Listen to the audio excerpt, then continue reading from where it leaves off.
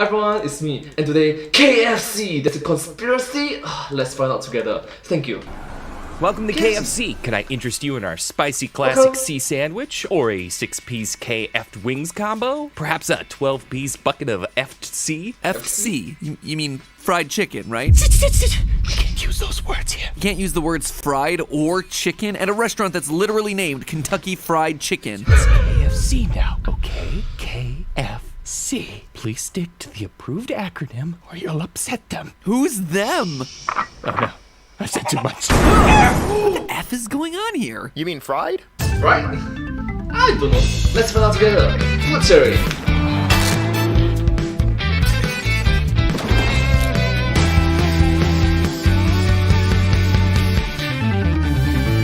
Hello, Internet! Welcome to Food Theory! Hello Internet, welcome to Food Theory. Hi, let's start. Which will now be rebranding as FT. Shoot, that actually gets confusing with film theory. Foot? Tell you what, we're gonna spitball some shorter name options over here on our end and get back to you on that. Anyway, today I want to talk about a little something I ran across earlier this year while doing research for our 3-way KFC crossover weekend. Or should I say, streamy-nominated KFC crossover weekend. They all thought I was insane, but it worked. What I had stumbled across was a conspiracy. The supposedly real reason world-famous restaurant chain Kentucky Fried Chicken officially changed over to its acronym KFC in the 90s. On the surface, it might seem like there's not much to theorize about here. I mean, going by KFC is just a simple slam dunk business decision. It's short, it's catchy, it couldn't possibly be easier to spell, plus it was already a well-known nickname for the restaurant at the time. When the restaurant began its rebranding circa 1991, the International House of Pancakes had already successfully rebranded itself as IHOP. Howard Johnson was embracing its nickname Hojo, and it seemed only natural for Kentucky Fried Chicken to hop on that same trend. At least until a chain letter came along that sparked a full-blown conspiracy theory that persists to this very day. That's right, theorists. There's a pesky little rumor floating around that KFC didn't actually change its name willingly. Rather, the company was forced to change by the government because what they serve doesn't qualify as chicken. Nani? What then are they supposedly serving? Well, as the theory goes, mutants. Featherless, chicken-like creatures raised in a lab and genetically engineered to be meatier than actual chicken. Wait, what? I mean, seriously, Nani? What the? Okay, this is weird. Honestly, how could I not do a food theory episode about this? Now, as you'd expect, the restaurant flatly denied all of this from the very start. In February of 1991, Kyle Craig, president of KFC US, explained to Bloomberg that the name change was entirely their decision and that it was simply a way to minimize the effects of the word fried. Not only because it carries unhealthy connotations, but also because it undermined the company's efforts to expand its menu beyond fried foods into things like grilled chicken, salads, wraps, and so on. And it makes sense. At that time, the US was at the height of its low-fat craze, and fried foods were public enemy number one. By the way, the effectiveness of the quote-unquote low-fat trend, or I guess I should say the ineffectiveness, is a food theory for another day to be sure. But for as reasonable as it might seem for a restaurant in the early 90s to avoid the word fried, the mutant chicken theory is what grabbed everyone's attention, because duh, of course it did, and managed to hang around for 3 decades afterward. Wow, were the 90s really 3 decades ago? My brain says yes, but my obsession with gigapets says no. So today, theorists, we're gonna finally get to that Man, bro, you are old. Kentucky Fried truth. What was the real reason KFC shortened its name? Was it the restaurant's choice, or were they forced to change it? Is there actually a conspiracy at play here? Look, I'll admit it, I really want there to be a genetically engineered chicken conspiracy. Like, I borderline need this to happen, but I promise to stay as objective as possible, even though I'm literally salivating right now at the prospect of a mutant chicken KFC thumbnail. But having said that, there might be a possibility that if it is real, we can bring back the dinosaur, the T-Rex chicken, fried T-Rex, KFT. And since we're gonna be reviewing other people's theories in today's episode, I think you know what that means. It's Morty time. Leave your theories Oh, in Morty, the I'm comments so theory. below. I'll pick my favorites in the next episode of Morty. Now then, let's travel back in time to the year 1991 when chain letters roamed the earth. For those of you Yes, it is more than 30 years ago, literally more than 3 decades ago, because this video came out in the year 2021 and right now it's in the year 2022. So, yep, I feel old. I'm sorry. who don't remember chain letters, I offer you this advice. Cherish your youth and never lose your sense of wonder. Basically, chain letters were viral content for a pre-internet society. Someone would physically mail a letter out to a bunch of people, and that letter would ask the recipient to make copies of the letter and physically mail it out to a bunch of other people that they knew. In theory, the letter would spread like wildfire and reach a tremendous number of people. Obviously, it didn't always work out that way. Not every chain letter is gonna wind up going viral, just like how not every YouTube video is gonna wind up going viral. Ow! Ouch! That burn!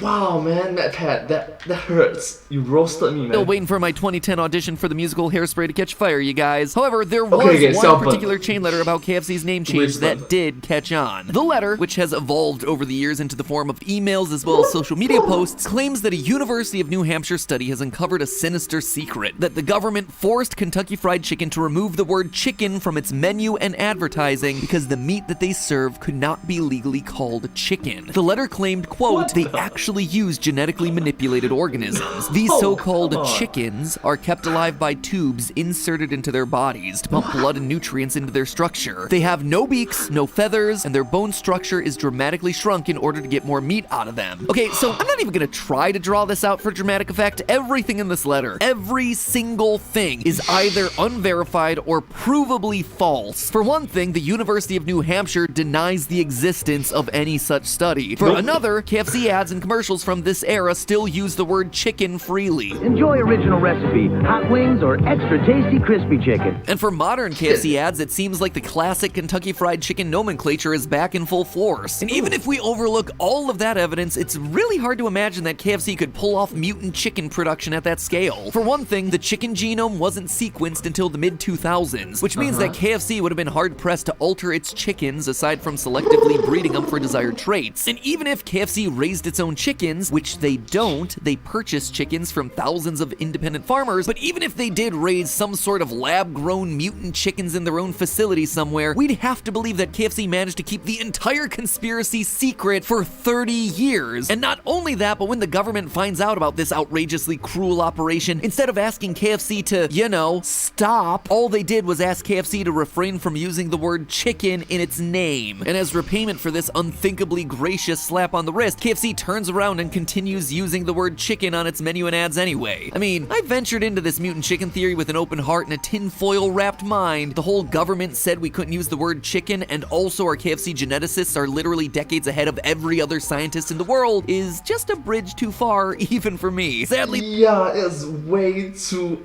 unbelievable. This one's gonna get stamped as 100% theory certified false. I was holding out hope that there'd be some rational fact-based reason that this theory keeps resurfacing, but nothing more than misinformation that keeps finding new audiences to fool. So that's it, right? The truth about KFC's name change is that it's just a finger-licking, boring business decision to get rid of the word fried. Well, not so fast, because there's another, more recent theory floating around. What's interesting about this one, aside from the fact that it's 100% mutant-free, is that it claims the name change came about not because KFC was forbidden to use the word fried or chicken, but because the company wasn't allowed to use the word Kentucky. As Mashed.com explains, quote, in 1990, the Commonwealth of Kentucky trademarked their name, which meant that if KFC continued to use their original name, they would be required to pay licensing fees. Unwilling to comply with this, they opted instead to change the company's name to KFC, an acronym that many people were already using. And apparently KFC wasn't alone in this. According to the website Taste of Home, even the Kentucky Derby switched over to its nickname, the Run for the Roses, in order to avoid this licensing fee. And as the website Snopes explains, in 2006, the state and the restaurant reached an undisclosed settlement, at which point the restaurant began using its original name, Kentucky Fried Chicken, once again. Now this is a theory that Goldilocks MatPat can get behind. The fried theory, a bit too boring. The chicken theory, a bit too spicy. But this Kentucky theory is just right. Plus a ton of very prominent websites like the Harvard Business Review, Southern Living, Yahoo, Mashed, Taste of Home, all of them have cited the original Snopes article or just regurgitated it as truth. So you know this has got to be solid, right?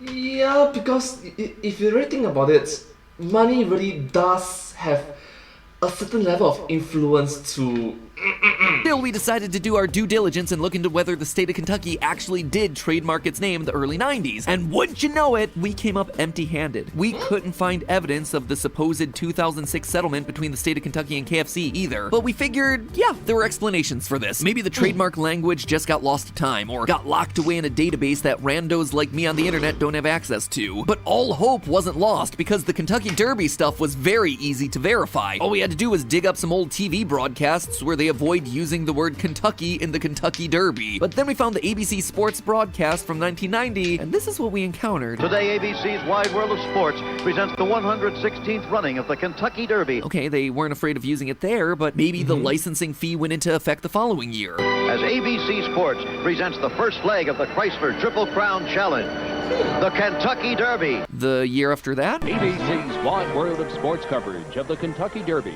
So at this point, my faith in the internet is just shattered. Did this mean that Snopes, the most famous fact-checking website in the world, just serve us up a heaping platter of 90s chain letter style misinformation? Well, Maybe. not exactly, but a whole lot of these other websites sure did. Let me explain what happened. Most people know Snopes as a site that either confirms or refutes rumors and misinformation on the web, often labeling it as either true or false and providing sources to support the conclusion. But Snopes also has some other more nuanced fact-check ratings in its arsenal, like mostly true, unproven, or labeled satire. And if you check out the fact-check rating on their KFC name change article from January 2000, you'll notice it's rated as Lost Legends. Now, I'm gonna go ahead and say the vast majority of sites that cited this Snopes article were focused on the wrong acronym. They were so focused on finding an interesting story about KFC that they failed to notice that this article is part of the repository of Lost Legends. AKA troll? Troll, troll. The content in Troll is different from pretty much everything else that you encounter on Snopes. Lost Legends content isn't true, and it isn't designed to be. According to Snopes, it's meant to be a lesson in the fallacy of false authority. Putting out misinformation with the Lost Legends rating is essentially Snopes' way of reminding us that we should carefully consider and verify everything that we consume on the internet, even content from a fact-checking website. And to be fair, the misinformation that they put out regarding KFC's name change worked like a charm. A number of big-time websites got caught with their hand in the old chicken bucket. The story of KFC changing its name because Kentucky got trademarked is nothing but a big fat troll. And yet that Snopes article was cited as a credible source in many, many other articles, allowing the misinformation to spread unfettered like it was some 90s era chain letter. Still, I'm not sure Snopes' efforts worked out in the grand scheme of things. Sure, anyone who's diligent enough to track down the original source of this urban legend will eventually stumble upon Snopes' article and come to understand what the Lost Legends rating means, but it is definitely feeling like it's preaching to the choir. Meanwhile, the people who lazily spread misinformation without fact-checking are the exact people who'll probably never investigate the Lost Legends tag. So while the Snopes article does indeed help draw attention to the prevalence of misinformation, in doing so, they're also releasing actual misinformation in the universe. An untold number of people encountered this story secondhand on Mashed, Yahoo, the Harvard Business Review, and so many other websites. Not all of those people are gonna see this video, or ever trace the story back to the Snopes page, taking the time to read about what the repository of Lost Legends is all about. So I would humbly submit to the fine folks at Snopes, your Lost Legends tag is overall kind of detrimental to your very important cause of spreading true information on the internet. So in the absence of evidence to the contrary, theorists, I'm inclined to believe KFC on this one. Believe it or not, they just wanted to use an easier to remember nickname that would help them navigate the low-fat craze of the 90s. So that's,